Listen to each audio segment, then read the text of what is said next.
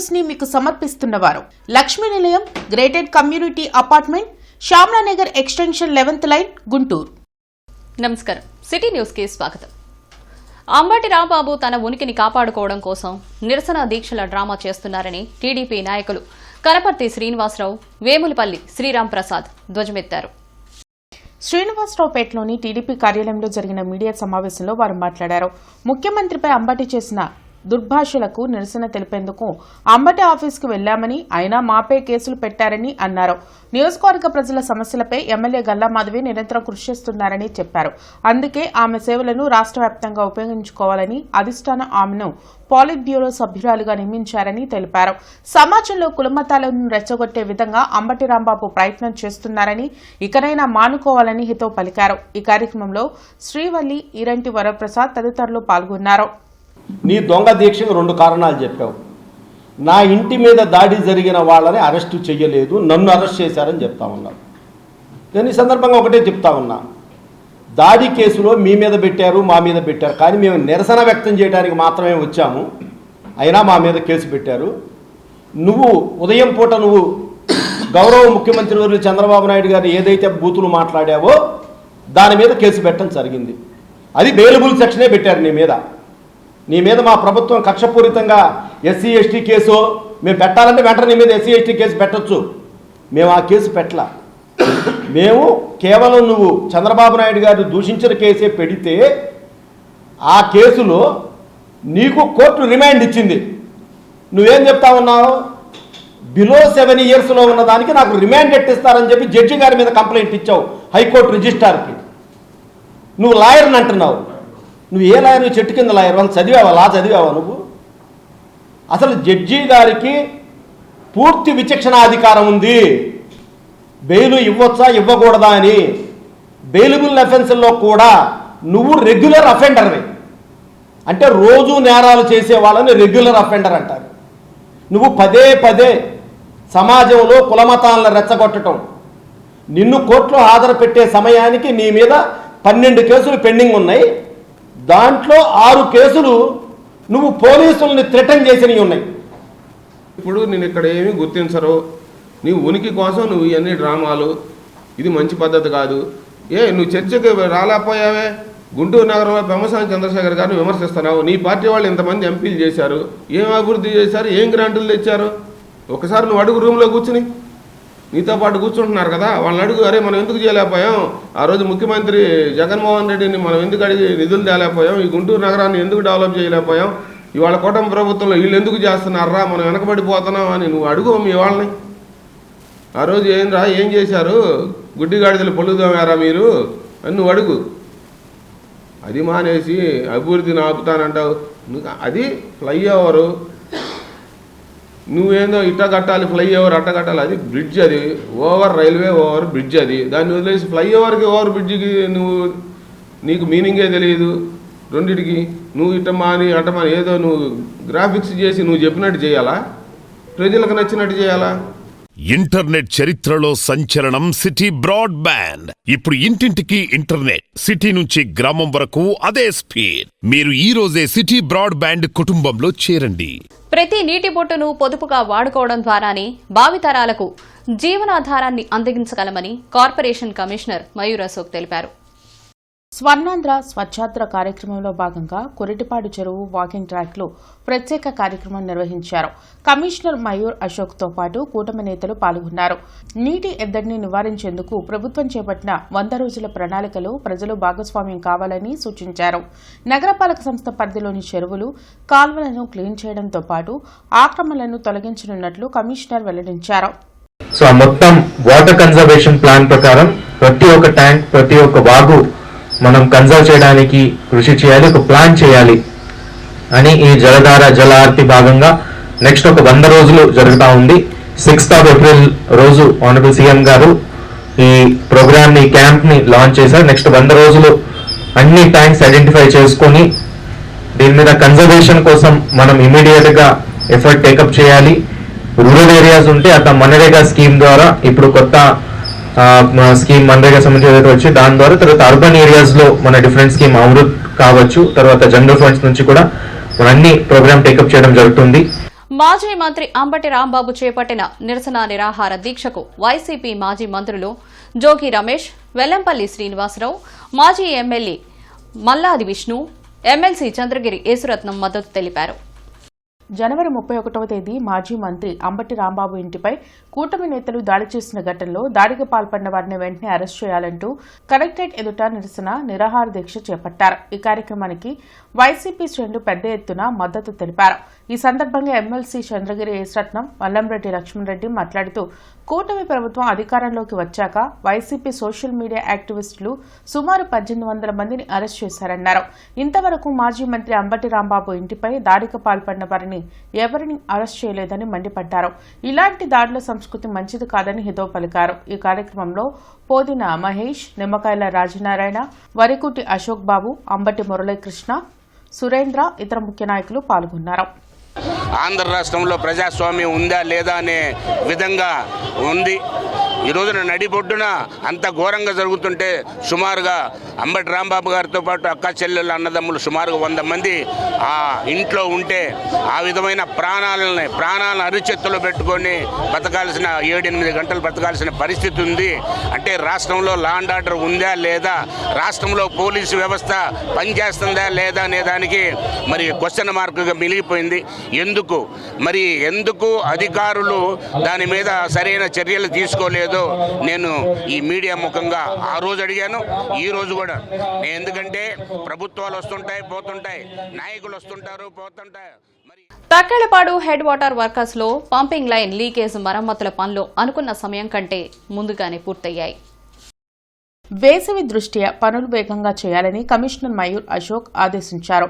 ప్రణాళికబద్దంగా పనులను త్వరితగతిన పూర్తి కావడంతో ఈ సాయంత్రం నుంచి నీటి సరఫరా నగరంలో యథావిధిగా కొనసాగనుంది.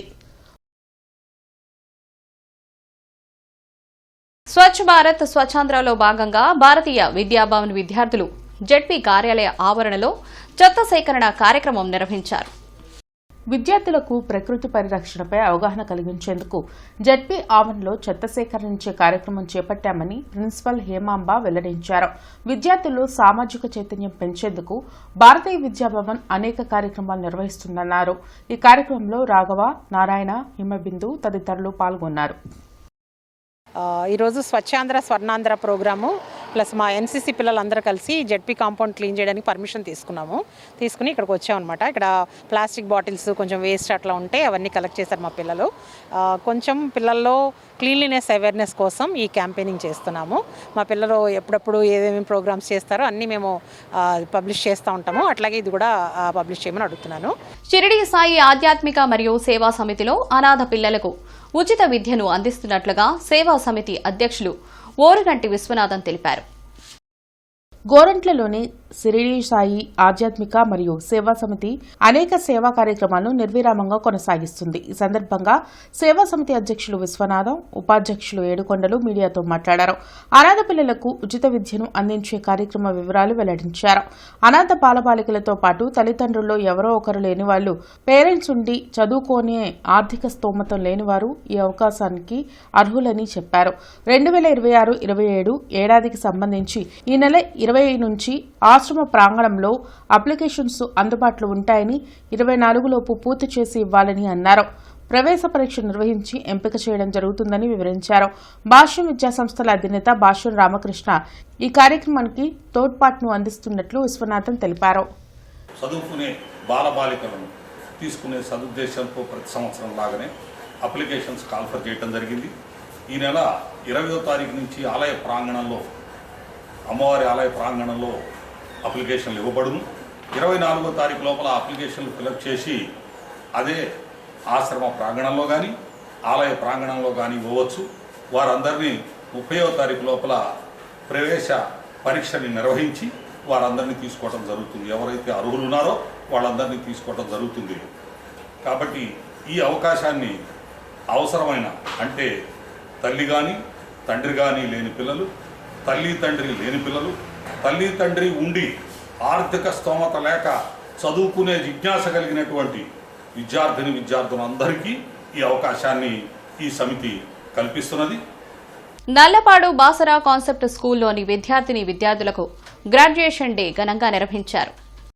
ఈ సందర్భంగా బాస్రా విద్యాసంస్థల డైరెక్టర్ సాధినేని మురళీమోహన్ మాట్లాడుతూ చిన్నప్పటి నుంచే విద్యార్థుల భవిష్యత్తుకు గట్టి పునాది వేయడమే లక్ష్యంగా బాస్రా విద్యాసంస్థలు ముందుకు సాగుతున్నాయని అన్నారు. భవిష్యత్ తరాలకు ఉపయోగపడే విధంగా ప్రీ ప్రైమరీ పిల్లల్ని సైతం ఆట పాట మాటల్లో తర్ఫీదు ఇవ్వాలనే సంకల్పంతోనే ఈ కార్యక్రమం చేపడుతున్నట్లు తెలిపారు. ఈ కార్యక్రమంలో Vishwasampada welfare foundation chairman PV Chandrasekhararao, spark edex institute director Krishna, Basara academy chairman Sadhineni Srinivasarao, chairman Sadhineni Radha, ఉపాధ్యాయులు, విద్యార్థులు, తల్లిదండ్రులు పాల్గొన్నారు.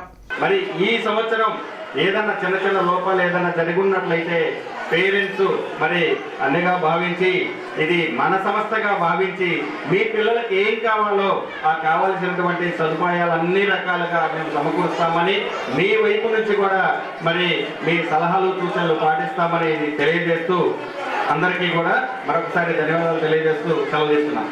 తనకు 6 నెలల నుంచి ప్యారిస్ పదవి కేటాయించకుండా ఏఈఎల్సీ అడ్మినిస్ట్రేటర్ ఇబ్బందులు పెడుతున్నారని pastor reverend CH Raj Kumar ఆవేదన వ్యక్తం చేశారు.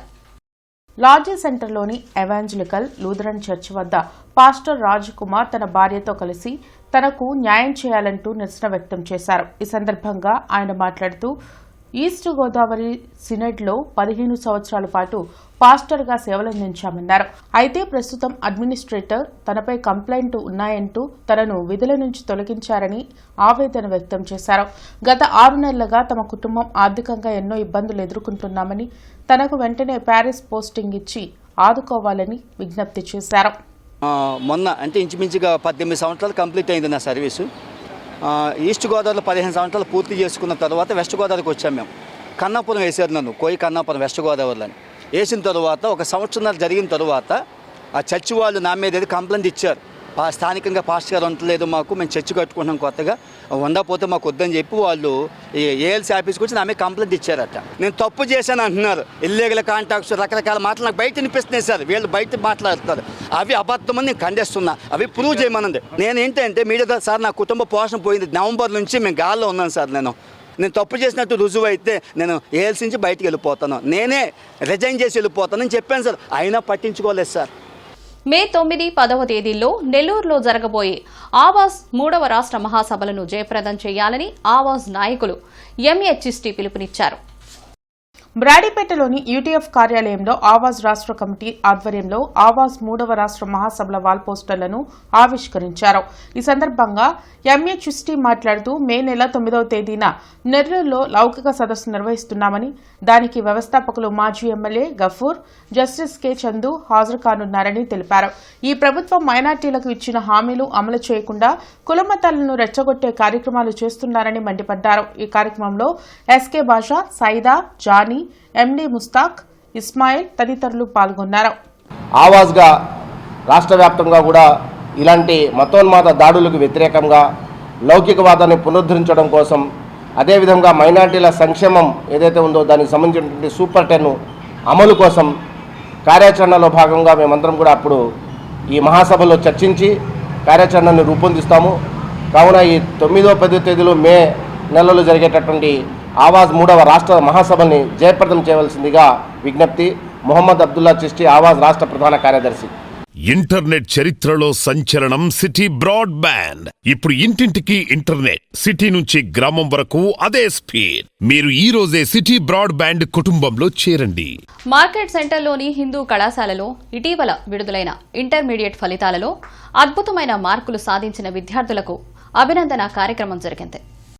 ఈ సందర్భంగా కళాశాల కార్యదర్శి చెరువు రామకృష్ణమూర్తి మాట్లాడుతూ విద్యార్థుల క్రమశిక్షణ, పట్టుదలకు ఈ ఫలితాలే నిదర్శనమని కొనియాడారు. ప్రిన్సిపాల్ డాక్టర్ విశ్వం మాట్లాడుతూ ఉత్తమ ఫలితాలు సాధించిన విద్యార్థులందరూ ఇదే ఉత్సాహంతో ఉన్నత విద్యలోనూ రాణించాలని ఆకాంక్షించారు. అనంతరం కళాశాల ఇంటర్మీడియట్ ఇన్ఛార్జ్ డాక్టర్ మంజుశ్రీ మాట్లాడుతూ ఈ అద్భుత విజయం కేవలం ఒక్క రోజులో వచ్చింది కాదని, ఇది విద్యార్థుల నిరంతరం శ్రమ, అధ్యాపకుల అంకితభావం మరియు ప్రణాళికబద్దమైన విద్యా విధానానికి దక్కిన ఫలితమని తెలిపారు. ప్రతి విద్యార్థిపై తాము తీసుకున్న ప్రత్యేక శ్రద్ధే నేడు వారిని టాపర్స్ గా నిలబెట్టాయని ఆమె పేర్కొన్నారు. ఈ సందర్భంగా జూనియర్ ఇంటర్లో 400 కన్నా ఎక్కువ మార్కులు వచ్చిన విద్యార్థులను, సీనియర్ ఇంటర్లో 900 కన్నా ఎక్కువ మార్కులు వచ్చిన విద్యార్థులను అభినందించారు. ఈ కార్యక్రమంలో ఇంటర్మీడియట్ అధ్యాపక బృందం కళాశాల ఐక్యూఏసీ కోఆర్డినేటర్ డాక్టర్ వేణుగోపాల్, కళాశాల స్టాఫ్ అసోసియేషన్ సెక్రటరీ రాము తదితరులు పాల్గొన్నారు. విద్యార్థుల తల్లిదండ్రులు పెద్ద ఎత్తున ఈ కార్యక్రమానికి హాజరయ్యారు. ఇవి ఈనాటి వార్తలు. నమస్కారం. సిటీ న్యూస్ ని మీకు సమర్పించిన వారు Lakshmi Nilayam, gated community apartment, Shyamalanagar extension 11th line, Guntur.